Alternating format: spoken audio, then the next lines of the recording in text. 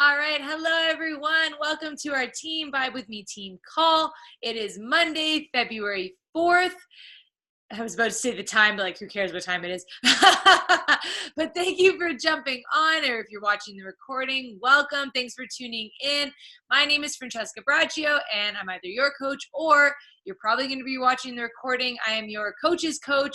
We have a great speaker today, Allison, who is our first diamond, our first team leader our first diamond leader on our team. So I'm so happy for you guys to learn from her, because we were talking about this today. It's just the idea, like, I know a lot of people come in and they see maybe me and they're like, oh, like, that's just Fran's diamond, Fran gets to 1 star, Fran does this, like, that's just what she does. But like, no, like, it's for all of us. Like, you guys can all achieve these goals as well. And I loved that when Allison did it, it woke other people up to say, hey, if she can do it, I can do it too. And that's the truth. That's always been my motto when I came into it.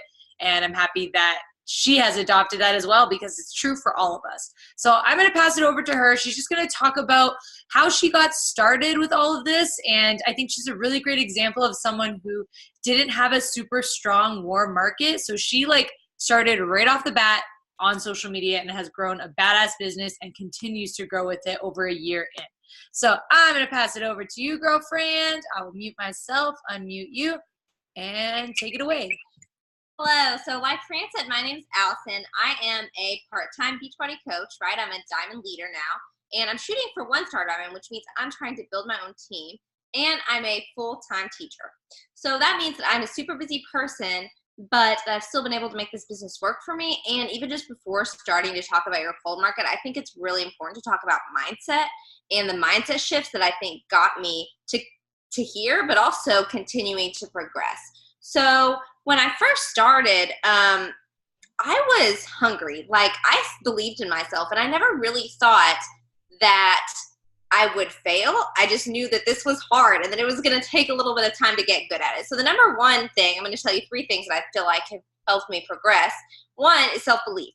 So that just means I never thought I would fail. I just realized that everything is figureoutable and that I would figure it out. So that means that I believed in myself because I knew that I was going to keep the promises that I made to myself, and that I was going to figure out whatever I needed to. And so in this case, that was social media. So I went and I started figuring it out, and I just believed that I would. And so if you have this imposter syndrome, if you have trouble believing in yourself, then you're not going to be able to reach strangers or warm a cold market, because you have to have the belief in you before others do.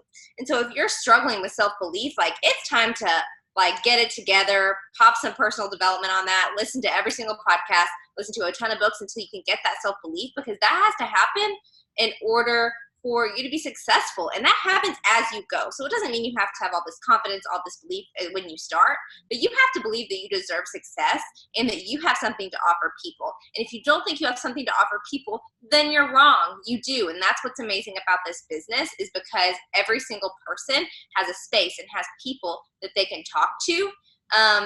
Like you would attract different people than me, right? And that's what's incredible about the social media space, is that if I can't find people in my immediate circle that are like me, that want this opportunity, then I'm going to go out and get it. And that's what I did. Number 2 is consistency. So consistency is one of my superpowers. And I just think that if you do the small things every day, and if you show up for yourself and for others, people begin to trust you. Consistency is super important when you're reaching out to your cold market, when you're showing what you're doing to strangers, because why would they think that you can be consistent in helping them if you can't be consistent in your own journey, if you can't be consistent in showing up on social media, if you fall off the face of the earth for 3 weeks? You have to show up for yourself and on social media. And the last one is coachability. I talked about this a little bit. I believe that not only is it my responsibility as a coach, not Fran's, not anybody else's, to get on team calls, to listen to trainings provided by Beachbody champions, to listen to personal development, and to go outside of even the Beachbody Training Network and learn everything I can about marketing this business, about leading people, about learning about others, about anything that I am struggling with. And that has changed and evolved as I've grown. Right now, I'm struggling with limiting beliefs about leadership. And so I'm listening to a lot of leadership books. But when I started, it was learning a lot about social media. So a little about where I started. When I first started my Instagram was public because I was posting all these travel pictures on there. I had about 900 followers, and I kind of thought I was too cool for school. And so I was scared whenever I started coaching to bother everybody on Instagram, which is pretty much everybody's like main fear, right? Is to bother people on Instagram. What I tell my coaches and what I think is super important to realize is like most people have Facebook to keep up with you.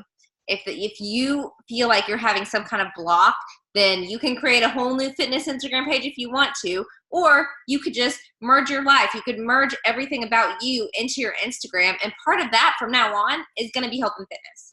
And so when I got over that block, I was able to start posting more because for forever, I kind of sort of did my toe in the water, and I would kind of sort of invite people. I would kind of sort of post things about my like health and fitness journey. But I think Emily Favre, one of the top coaches, she says, if you kind of sort of try, you kind of sort of get results. And that's what I was doing. I was kind of sort of trying. I was kind of sort of getting results. I was helping maybe 1 to 3 people a month. I was really struggling to hit Success Club.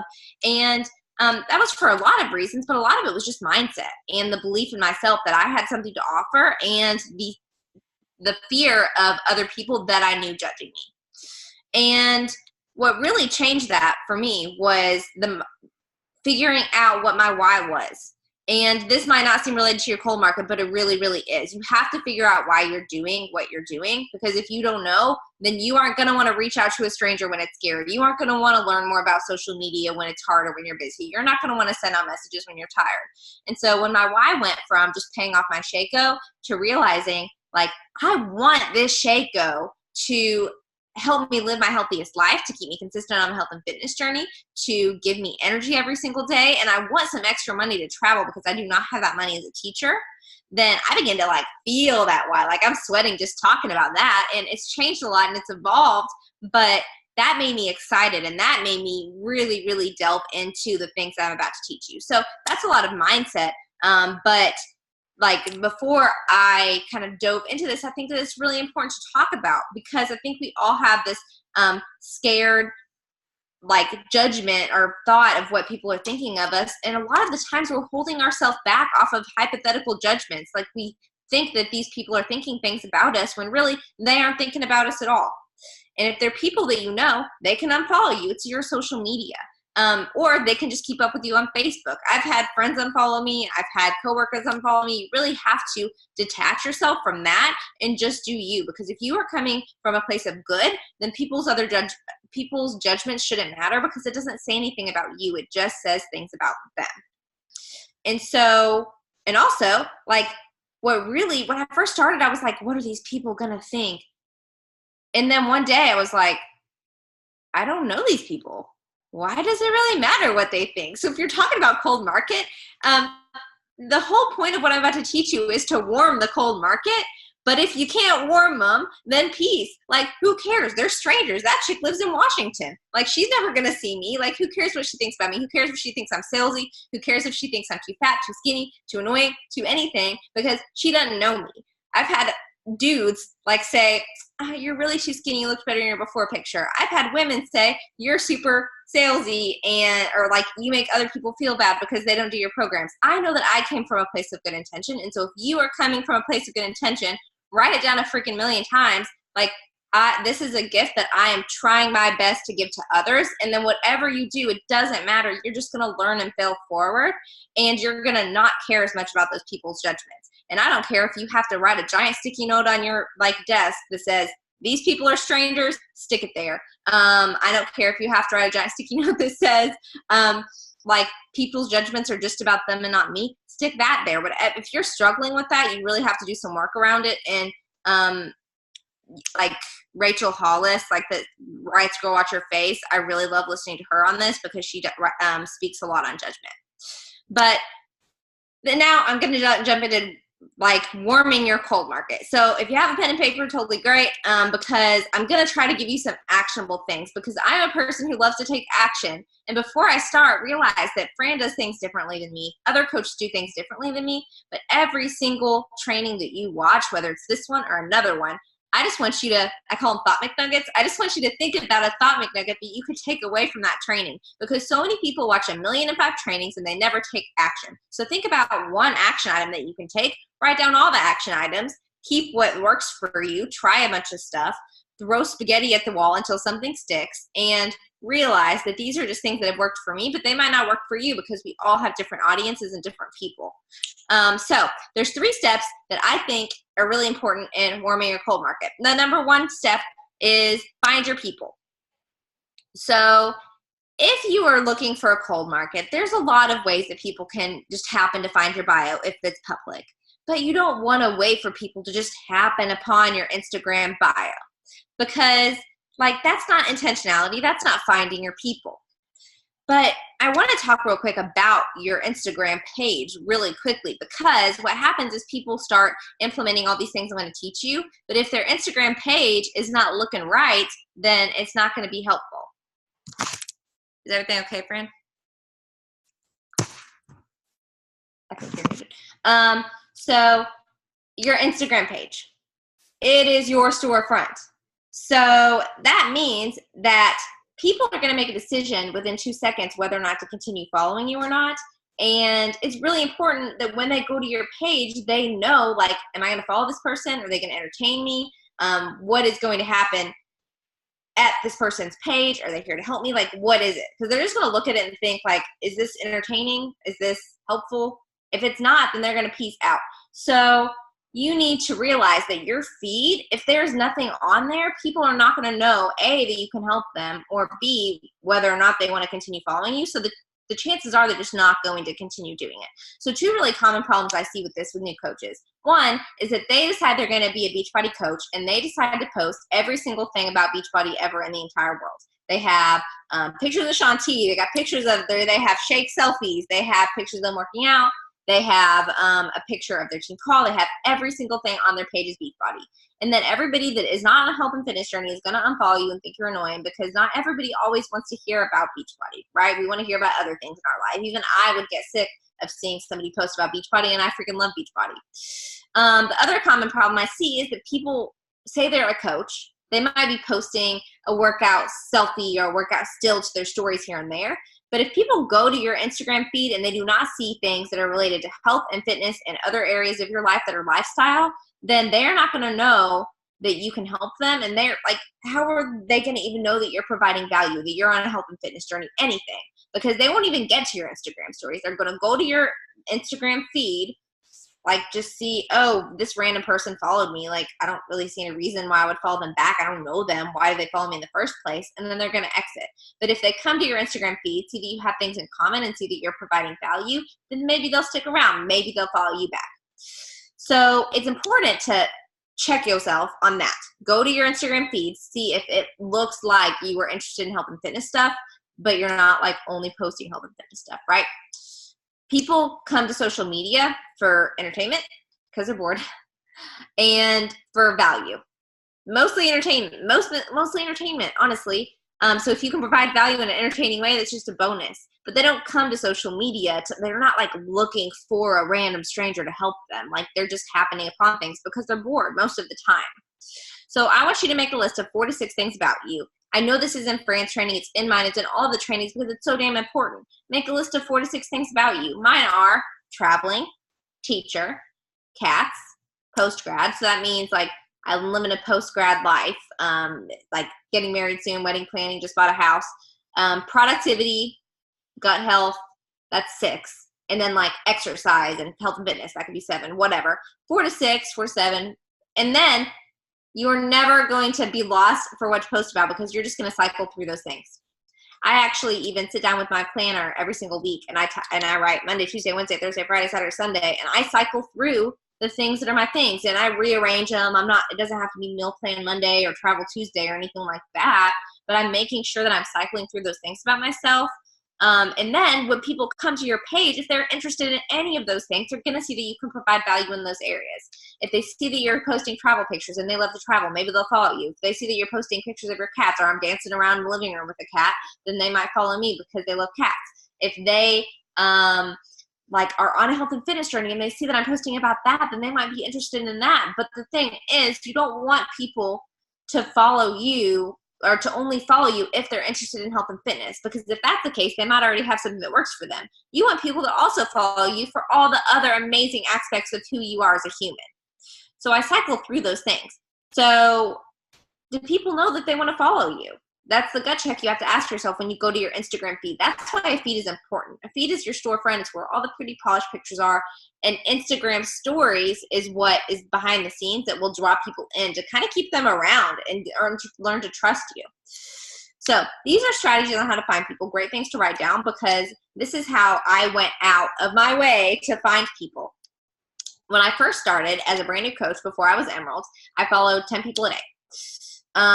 Once I became Emerald, I followed about 20, and then 50, and so on and so forth. Just as much time as I had, that's how many people I followed. So how do you find these people that are your people? How are we going to find these people that are your future friends? Like, that's what I'm in the business of, is finding and making friends. And so there are 3 main ways that I find people. Number 1 is hashtags. That means that you can use hashtags in your comments area below your picture. Some people post them in their post caption on their feed, but I tend to post them in the comments. And it doesn't really matter, as long as if you're posting them in your comments, you're posting them right as soon as you post, like, to your feed, because the algorithm will pair those 2 things together. But I'm not only putting those hashtags underneath my posts, I'm using hashtags in my Instagram stories, and I'm just making them really, really tiny so people can't see them.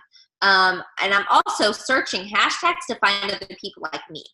So I'm going to go through those 4 to 7 things about me, and I'm going to search common hashtags that people like me use. So that could range from really common hashtags to less common hashtags. So if you're a cat mom, it could be hashtag cats of Instagram. That's a very common hashtag that you can use. Or it could be hashtag cat mom life, which is less common. Or it could be hashtag calico cat, which is much, much less common. And you need to cycle through things that are common, like not as common, and then like a little bit more rare and specialized. And then I'm going to hashtag those under my pictures. Make sure it's relevant to the picture that you're posting, because Instagram, they know all. But also use those to search. Think about who you are. What would you search? What would a person that is a teacher search? They might search hashtag behavior management, hashtag teacher style, hashtag like productivity tip, hashtag gluten-free recipes. So I'm not going to probably do hashtag gluten-free tuna dish, because who's going to search that? But I might do hashtag gluten-free recipe, right? And so I just had a list of a ton of hashtags that I would commonly search, and they would change as my life changed. Now wedding planning is one that I search a lot. Newly engaged is one that I search a lot. But that was not on my radar at all a year ago. So hashtags was number 1 on how to find people. Number 2 is locations. So you live somewhere. Yeah, you live somewhere. And other people where you live, they're going to see a lot of commonalities in who you are. That doesn't mean like I'm like everybody that lives in the U.S., Arkansas. But it does mean that you have some things to talk about, right? You might eat at the same places. You might know the same people. If people got married and they're from Arkansas, like I'm asking them about their wedding venue. It gives you something to talk about if you're from a similar location. And people also will commonly follow you back if you have mutual friends, or if you're from a similar location, just because they think, oh, maybe I know them, or oh, I like to eat at that place too, or whatever. They'll see that commonality and they'll be okay with following you back just based on that. So you can add locations on your Instagram stories. Again, just make them really, really tiny. And that doesn't mean it has to be a location that you actually live in, by the way. Like I tag Fayetteville, Arkansas, which is not where I live often. I tag Conway, Arkansas, which is where I do live. I tag kind of places around the state. I tag restaurants I go eat at. And then I'm also searching places that I really like going. A healthy food restaurant, I'm going to search that restaurant because I love eating there. But also I know that people from my area, that's the one healthy food restaurant in my area. So I know that if people are interested in eating healthy, then they're going to go there. So that's where I'm going to search location-wise. And so then I'm going to follow people that do that, right? Then the third one is think about all the accounts that you follow that you get value from. So I really like Lee from America. I love Rachel Hollis. I love Lil Sipper. That's a person who talks about digestive health. The accounts that you follow that you just like scrolling and creeping on, not Beachbody accounts, other accounts, are accounts that other people like you are probably following. There are travel bloggers that I love following. And so I would go to their followers list, or I would actually go to their posts and see who's commenting a lot. So who's engaging with their content a lot. And then I would go follow those people because, hey, guess what? We probably have some things in common because we are both loving and creeping on these people. All right. So those are 3 ways that you can find people find people. Is hashtags, locations, and accounts that you follow and get value from. So what I would do is just add people, pick a number a day and say, I'm going to add this amount of people a day. I don't know what the BAT says right now, but I would always shoot for above it, because if you shoot for above it, if you fall short, it doesn't matter. And one day a week, I would just download. I have an app called Followers, and I just unfollow everybody who hasn't followed me back. And I really encourage you to detach yourself from people who unfollow you, because who knows why they unfollowed you and who cares.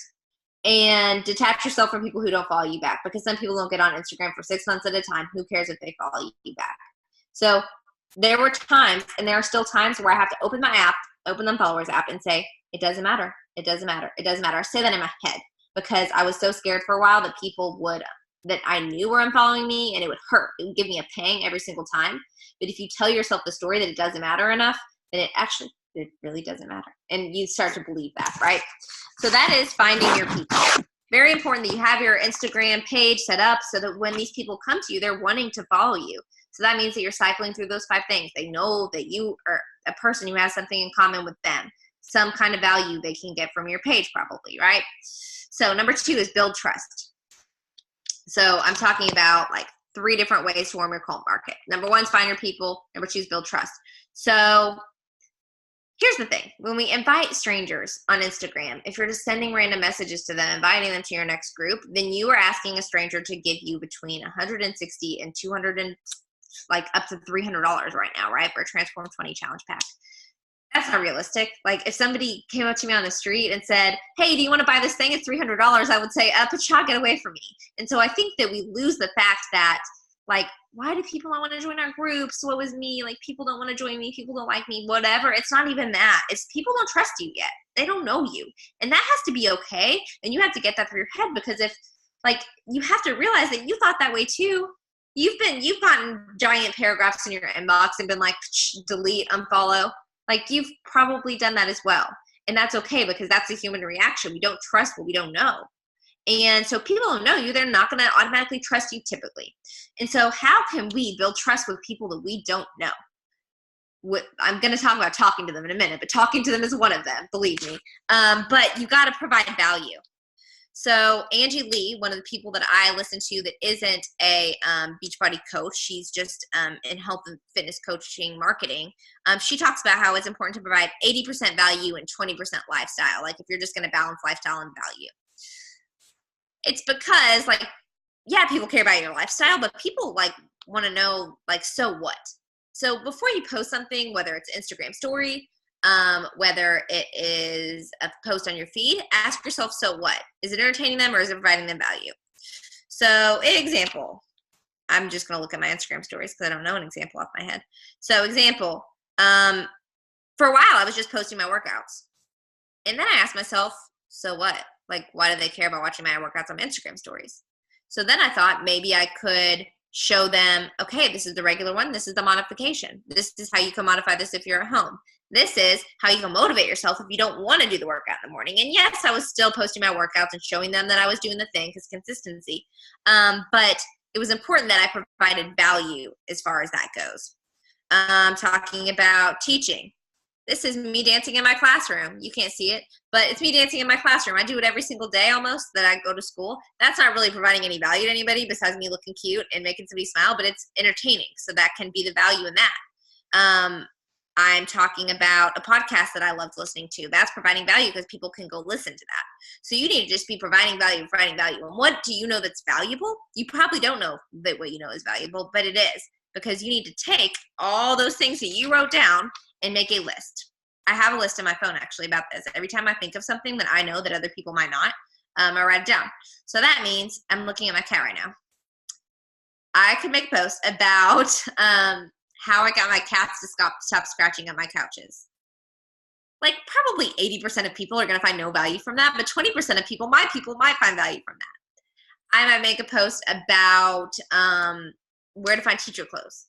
I'm not alienating everybody that's not a teacher, but I'm talking to a very specific person, those teachers that are following you, right? So don't worry about talking to everybody. Think about talking to a specific person and how can you provide value to them. And I always think about me before I was a health and fitness coach. Because like who I was is who is the easiest person for me to market to because they're going to connect with me, right? So think about how you can provide value, how to make a food, like how to make a meal plan, how to stave off cravings. It doesn't all have to be health and fitness related though. It could be how to pack for a trip, what to pack in a carry-on, anything like that. Ask questions. Ask questions in your post. Ask getting married. How many people did you like, or talk about getting married, and then ask how many people did you invite, and do the little pointer thing below. Ask, like, I did this the other day. I'm an ESTJ on the Myers-Briggs. I'm loving personality tests lately. What personality type are you? Ask questions of your followers, and at first you might have crickets, but eventually some people will comment, and then eventually more people will comment, and you're asking for people to interact with you. You're opening up a dialogue, and that's what's super important. Create savable posts. I heard this on a podcast, and it totally changed my life as far as creating content that was valuable for people. Create posts that people want to save. Me and Fran were talking about this. She created a post on how to make her own workout shirts, and a ton of people saved it. And then they're going to go back to that post, then they're going to think of Fran when they go back to that post. It also drives you up in the Instagram algorithm, by the way. More people are going to see your posts if people save your post, by the way. So it's very important that you're providing value that people can save. So I'm providing value about like what, about like how many, like what kind of podcasts I love listening to, or where I'm finding home decor. And I'll see that people are saving those. So I'm providing value to those people, and they know that if they want consistent value about health and fitness, or if they want consistent value about teaching, or if they want consistent value about gut health is my big thing right now, then they know where to go, and it's to my page. It keeps people coming back. Be consistent. How are you going to build trust if you're not consistent? How are people going to trust you to help them with their health and fitness journey? I talked about this earlier. You've got to show up consistently, and you've got to show up in your health and fitness journey consistently, because otherwise I would not trust you with my money, and I don't think you can expect others to either. And so if I'm doing nothing else, I'm always showing up on my social media with my workout, with some kind of meal I'm eating, and with the personal development that I'm doing, and then something else about my life. I'm showing up with those things. It's our 4 vital behaviors for a reason. Show that you're doing them every day, and that's going to provide consistency. And then use your stories to ask for input from people. Get them to interact with you on your stories. Ask polls, not only about health and fitness, about everything. Ask if people like cats or dogs. Ask if people like, ask if anybody has tips on, or if anybody has tips on good gluten-free bread options. I don't know why that popped into my head. Ask people to slide to the right if they love cats, that little slidey button where you can put an emoji and you can slide it. Every time somebody interacts with that, you can see that, A, they're watching your Instagram stories, and you can check that through algorithms, like be resourceful, but it also drives you up, and that makes them see your content more often, because that's telling Instagram that they're engaging with you. And then give freebies. Offer the free workout. Offer like free advice to people. I offered free phone calls one time, but really, like, if people ask me a question, I'm sure to answer it. I make sure that I am interacting with people. Like, I posted my tea holder on Instagram the other day. 1 million people asked me where I got it. I sent them the Amazon link. Like, I'm providing value beyond what Beachbody is giving me, and that builds trust with people, because they say, oh, she actually wants to help people. Oh, she actually wants to help people with whatever. She's not just here to sell to me. And then the third component of this is talk to your people. This is the scariest component of it, but you have followed people. You've done the work, right? You've got your Instagram bio right. You've been building trust. You are finding your people. And these people that you've been following, they have commonalities with you already. And so what you are going to be doing is using these commonalities to build connections. And I know different coaches do this different way. This is the way that has worked for me. So what I do when I notice that people are watching my Instagram stories or liking a lot of photos on my feed is I reach out to them and I start a combo with them. Usually my conversations start as such. Hey, just noticed we were following each other. Just thought I'd reach out and say hi. I'm a teacher as well. What grade do you teach? Our commonality was teaching. They know I probably didn't just copy and post that, even though I kind of do sometimes. But my other thing I could say is, oh my gosh, loving your travel pictures. Do you travel full time? Are you a travel blogger? And I'll just start a conversation with them. What do you have in common with them, and how can you start a conversation based off of it? That's what I do. I just say, hey, I noticed we're following each other, blank and blank and blank. And if that makes you uncomfortable, if you can't think of anything to start a conversation with them about, then maybe you shouldn't be following them in the first place, but use Insta stories. Use their Insta stories and say, they posted a picture of their house and you really like don't fake it, but like if you really like their shirt and you want to know where they got it, ask them where they got it. If they post a picture of them at the gym, ask, that's so awesome. What are you doing for your health and fitness? Just use Insta stories to start conversations with people, because when I first started coaching, when France first started coaching, Insta stories was not a thing. And it's a way easier way to start and continue conversations now. And it's something that I use really often. And also just comment on their photos and engage with them in a way that's friendly and authentic. That does not mean it irks me when people are like, cute pic. Like, that's not an authentic comment. Like, that's just you trying to comment on somebody's picture. Like, actually comment something about it. And if you don't have anything authentic to say, then just don't comment on it, okay? And so I'm using this process to just get to know these people. People don't feel like I'm selling to them because I actually know them. I might know their cat's name. I know that they had knee surgery last month. I am starting this conversation. A lot of the times people will bring up my health and fitness. They'll say, I love what you're doing. I love this, your account inspiration. Sometimes it never comes up, and that's okay. I leave it be. If it doesn't come up, it doesn't come up. What happens if the conversation fizzles? That's what gets people a lot. The conversation fizzles and they're like, how do I bring up inviting them to my group? What I do is I just let it go for a while. And then I watch them. I watch and see if they're continuing to who else is commenting on my photos, who's liking them, who is watching my Instagram stories. And then if they continue watching them and liking and interacting, I'll reach out and say, hey, saw that you're watching my Instagram stories, just wondering if you were working on any health and fitness goals. I've already built a relationship with them. I've already been talking to them. I've already been like commenting on their stuff, commenting on their stories, commenting on their polls, talking, like I've learned about their knee surgery. If I knew that they were having knee surgery in March, I checked back in with them and asked how their surgery went.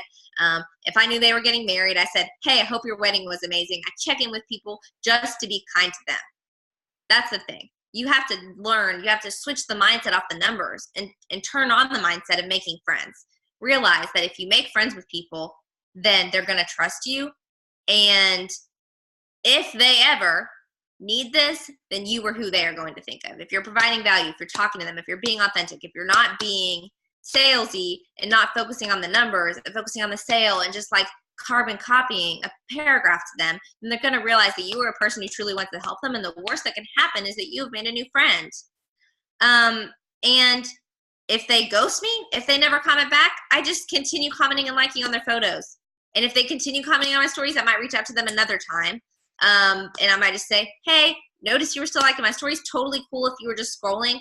But I just wanted to reach out and see if you wanted it on my next boot camp. It's only 20 minutes a day, and I know that you're a busy student. I'm pulling in things that I already know about them and how this program and how these things can help them. And then afterwards, I follow up with them. I just say, like, the average person says no, like what, like 5 to 7 times or something like that. And so I just follow up, and if they say March might be a better time, I reach back out and say, hey, I know that you were really busy with teaching, right?